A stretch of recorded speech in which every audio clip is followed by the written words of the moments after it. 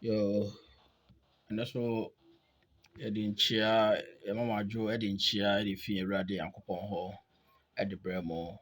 We bring you since we send you our greetings from our Lord Jesus Christ, for giving us these days and for how far He has brought us, giving us food, giving us life. But there's hope for He who has life. Anyway, so um, we welcome you to our program, dubbed Hope Fulfilled. Hope Fulfilled. You know, um, Proverbs chapter 13, verse 12 and 19 says that hope delayed make the heart, sick, but hope fulfilled. But when it is fulfilled, it's a fruit of, life. You understand? So, as a matter of fact, if you read even, if you read the scriptures, you are going to come across certain texts, that were which has hope in future. You understand? For instance, Hebrew chapter 9, verse 28. You see, the first century saints were eagerly waiting for the Lord to come, to you know bestow upon them salvation. So at that juncture, when the book of Hebrews was written, the saints there were waiting for the kingdom to come and they were waiting for the Messiah to come. And the same book of Hebrew chapter number 10 and the verses uh, 37, 36, 37 says that Christ is going to come and he will not tarry. In fact, a little while he was going to come. So there was eminent time statement with regards to the parousia. So it was something that was, uh, to be met or to be fulfilled in the first century. See, they were anxiously and eagerly waiting for him to come to bestow upon them salvation. Anyway, the same goes, to Luke chapter 21 and the verse 28 and verse 31. The salvation, you see, the anticipation of salvation as well as anticipation of the uh, the kingdom as well. So all these things were in their future and they were all consummated in AD 70 when the city of Jerusalem and the temple fell to the Roman army. Anyway, that is not what we are going to talk about today. We are going to continue our lesson, from First Corinthians chapter 15, verse 24. Because there seems to be some level of confusion in them, especially with the end as well as the delivery of the kingdom to the Father. Because a lot of people believe that it's going to be the end there is end time or end of time. So the last time in our previous video, we elaborated on that to explain that the end there is not end of time or end time, but and also demonstrated to you that in the right, in the Bible, there's nothing called end of time or end time. The Bible never predicted end of time, but it rather predicted time of the end, and this time of the end is correlate with terminal covenant, generation of Israel, which was all consummated or were fulfilled in the AD 70 when their city and the temple fell, exactly as Deuteronomy chapter 28 has stated. So that end there is a quote from Daniel chapter 12, verse 4, and then verse 13. See, it talks about the time of the end. Okay, it talks about the time of the end, but not the end time. So, to uh, posit the end or to equate the end in First Corinthians chapter 15 to the end of time or end of our physical universe will be at the service to the scriptures, because the Bible never predicted that. So we demonstrated to you the last time, and in our same previous video, we also talk about the deliver or the delivery. See, the deliver is from the Greek word paradidomi or paradidomai, depending on how you pronounce it, paradidomai. But that does not as we explained in our previous video, that does not mean abdication of reign of Christ. It does not mean abdication. No, it's continuation. Okay, it's continuation of something. You deliver something and you continue, with it. Typical example is the delivery of, the Lord's Supper to the church at Corinth. First Corinthians chapter 11, verse 23. Paul said that, well, I delivered to you that which I also, received from Christ. So Paul delivered to them, but he did not cease, continue with his gospel. As a matter of fact, if you read First Timothy chapter 4, verse 7 to 8, says that, well, I have fought a good fight, you know, I have continued with the gospel, but it's now laid up, for me, crown of righteousness, which, God is going to give me on that day. That is a eschatological day of judgment. So Paul did not cease, you know, uh, Paul did not cease or did not abdicate, the gospel.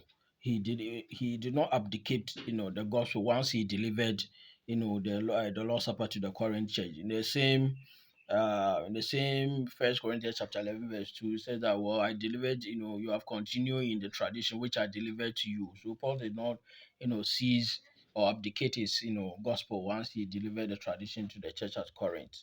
So it's a continuation, of event. It's a chain of, so it doesn't. So if you see delivered the kingdom to the Father, that does not necessarily mean, Christ is going to cease his reign. His reign continues. He will continue reigning. He will continue reigning, with the Father. But that has also denied, the Father receiving a kingdom. But now remember, it says that then once this is delivered, then God, there's this all and in all God. So that is the point where the Gentiles will come in, so that so that we now have one God.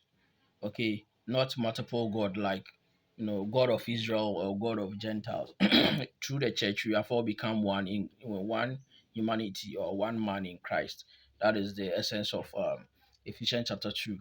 The destruction of the barrier, the barrier that separates the two. Okay, and making himself or forming him in himself one new man. So that is the essence of that. So we have to understand that paradidomi does not mean abdication of something, but it is continuation, of something. Now, um, today we are also going to look at, from the same chapter and verse, uh, First Corinthians chapter 15, verse 24. We're also going to look at, we are going to continue, be looking at other parallel, chapters and, verses, okay, which also, you know, uh, explain that, Christ's reign has no end. As a matter of fact, as we told you the last time, Isaiah chapter 9, verse 7, of the increase of his government, there's no end. That is a quote. That is, if you open to the book of Luke, chapter 1, verse 32, 33, it also says the same thing. It's a quote from Isaiah chapter 9, verse 7. Of the increase of his government, there's no end. So you cannot have an end or end time in an age or in a kingdom which has no end. The gospel is an incorruptible seed which abides forever. First Peter chapter 1, verse 23. You understand? And First Peter chapter 1, verse 4, with regards to the inheritance, that is the kingdom. So it talks about, all these things indicate that we cannot have an end in a current age which has no, end. So the end there pertains to the end of, national Israel, their history, which was fulfilled in AD 70. But that end is not an end of time or end time, as most of us, most of you futurists believe.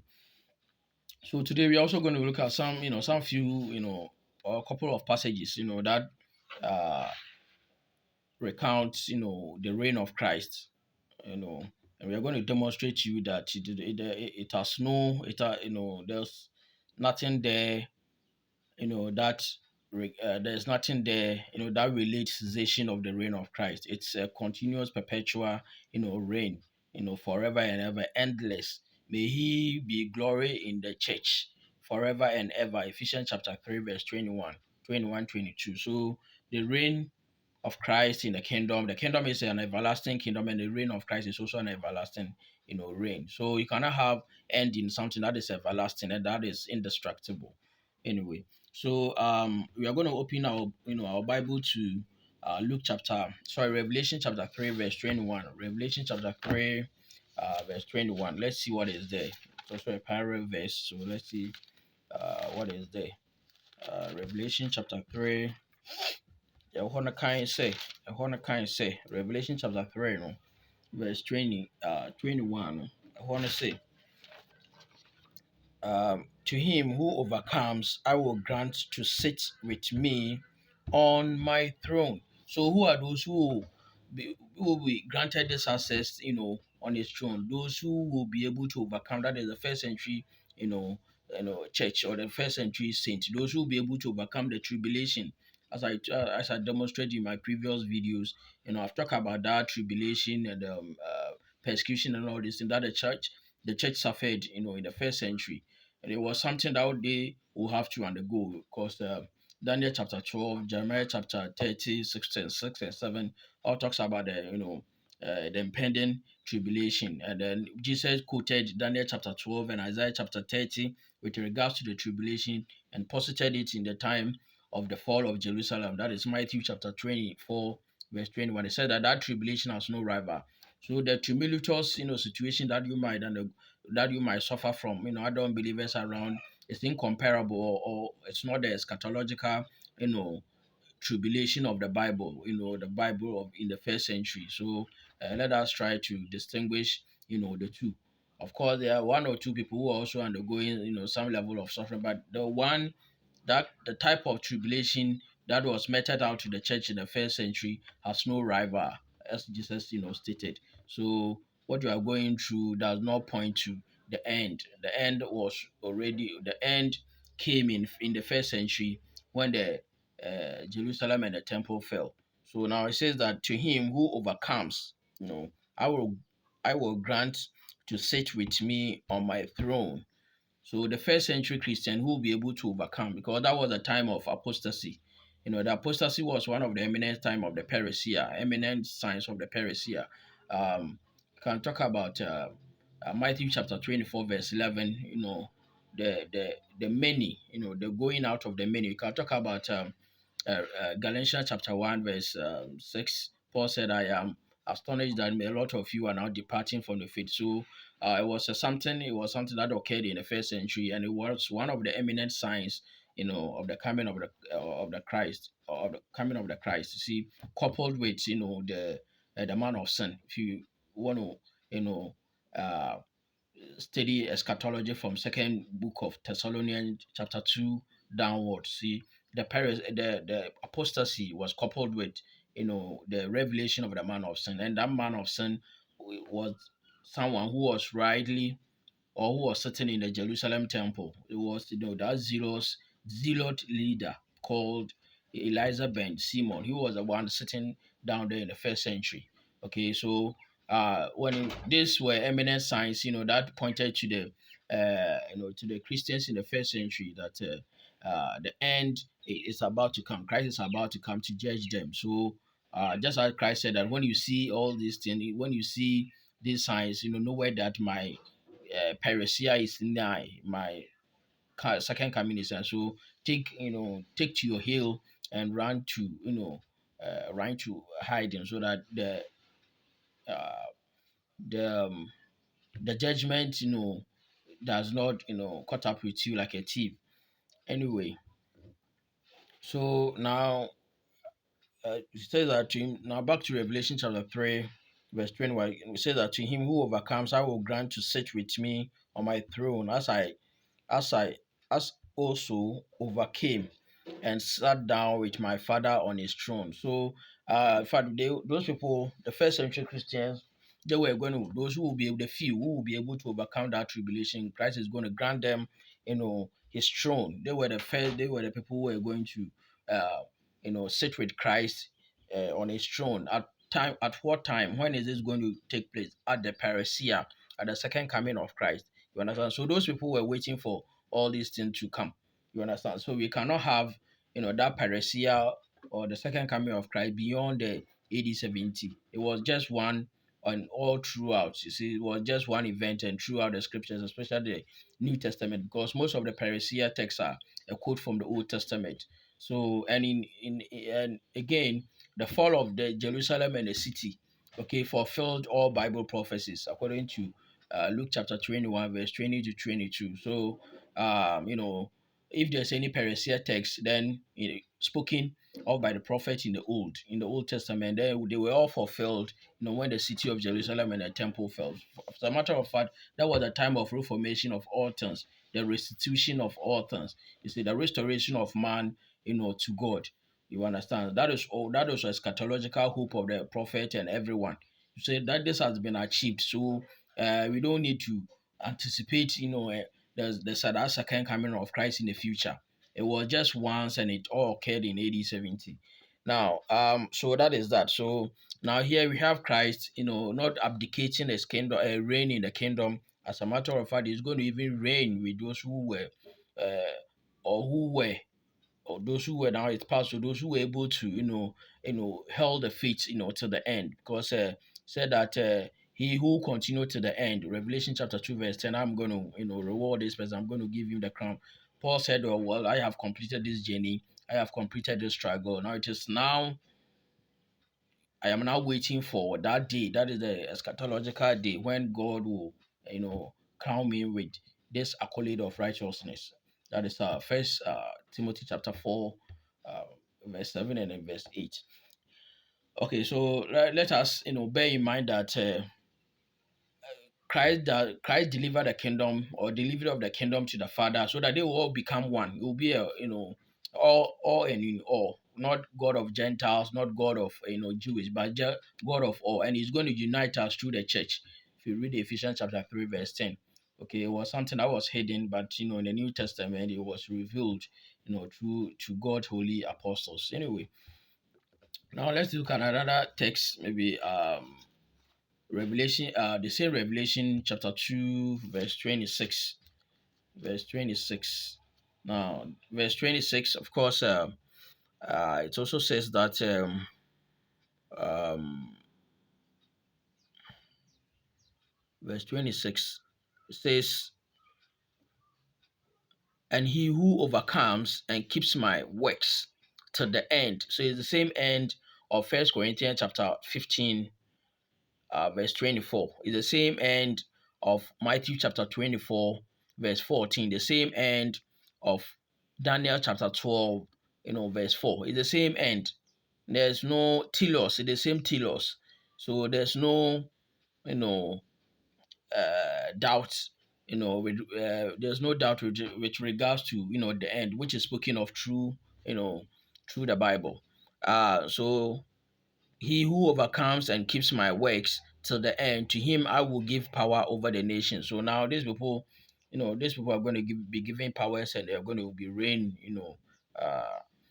to uh, power to they were going to be given power over the nations. Okay, so um, in one sense, it says that Christ is we are going to reign with Christ on His throne. So, and He's also going to give us power, okay, to reign to rule over the nation. So it is not abdication. It is not an end of something, but it is a continuum, a continuity of the reign of Christ. So let us also bear in mind that now Revelation chapter 22, verse 3. Let's see what is there as well, so that we can now Revelation chapter 22, it's talk about restoration of man to God. See, what was lost in the Garden of Eden has now been restored to mankind in the kingdom of God. So if you read of it, you realize certain imagery, which point to salvation and the presence of God, with mankind.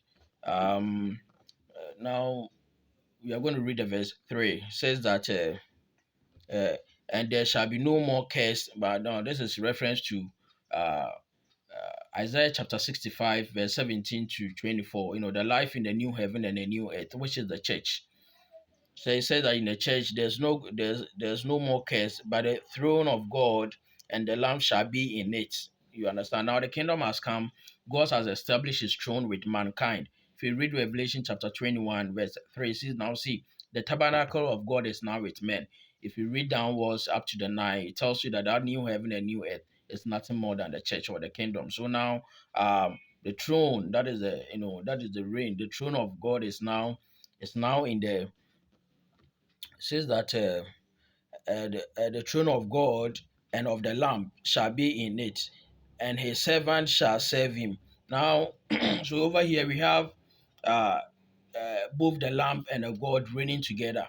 Okay, so it does not mean abdication, that Christ is going to deliver the kingdom to the Father and to seize his reign. No, both of them are reigning together with the saints. Okay, so today when you go to the Bible, or when you go to the church, we have God, all in our presence. You understand? In the spiritual realm, he's with us, and we serve him. We do a whole lot of things. Demonstrating to him that indeed we are his servants. You understand? So this is the concept of you know, the new heaven and the new earth, which is the church. Okay, this is what is going to go through in there. So we are going to reign with him. Then we are going to reign, and we are going to reign with him. Both of them are going to reign with the servant, and that reign has no end, just as the Bible teaches.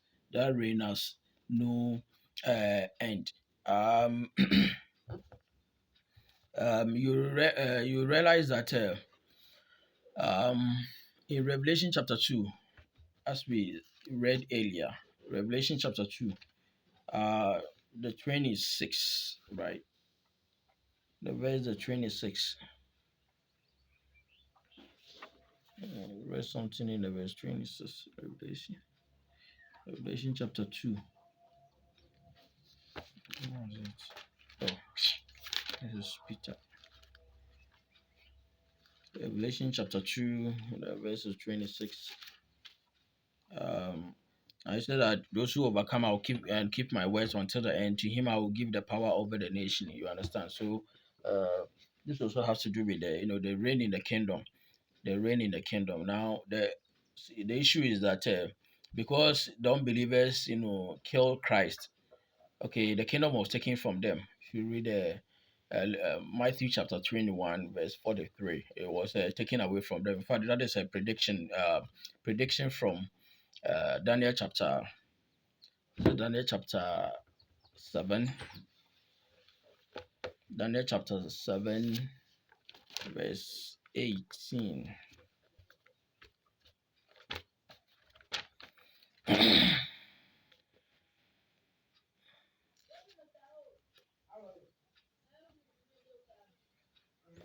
Daniel chapter 7, verse 14. Remember, the same Daniel chapter 7, verse 13, 14 is a quote from, Matthew chapter 16, verse 27, 28 is a quote from, Daniel chapter 7.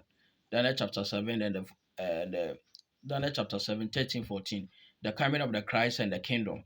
Okay. And Jesus Christ said that this will be fulfilled, in the generation that stood in his audience, that way back in the first century. Now, here in Daniel chapter 7, verse 18 says that, but the saints of the Most High shall receive the kingdom and possess the kingdom forever and forever, even forever and ever. So is the now the kingdom is forever and even forever and ever. So you cannot have an end in the kingdom, which is a current reality, which is forever and ever kingdom. You cannot have an end in that. You understand? So it's going to give this to the to the saints. You understand? Now, no more. Will God be a God of Israel, because he has already taken the kingdom from them. Matthew 24:34. You understand? But like he has taken it and he's going to give it to the nation. All right. So let us understand that. So Daniel chapter 7, if you read 18 says so, and verse 27 says that then the kingdom and the dominion and the greatness of the kingdoms under the whole heaven shall be given to the people, the saint of Most High. His kingdom is an everlasting kingdom, and all dominion shall serve and obey him. Revelation. So that his kingdom and the dominion is everlasting one, and it is not going to end. So you cannot have an end in this kingdom. That Revelation chapter 12, verse 10 says that, well, that the sounding of the last, the kingdom of the whole world became that of God. Okay, so the kingdom the church defeated, all those who were persecuting them. And this all this thing occurred in AD 70. So that is the end, and it is not that is the end, or that is with regards to the reign of Christ. It's an everlasting one. It is never going to die. So you subscribe to our YouTube channel, Full Hope Fulfilled, and you're going to have all the videos.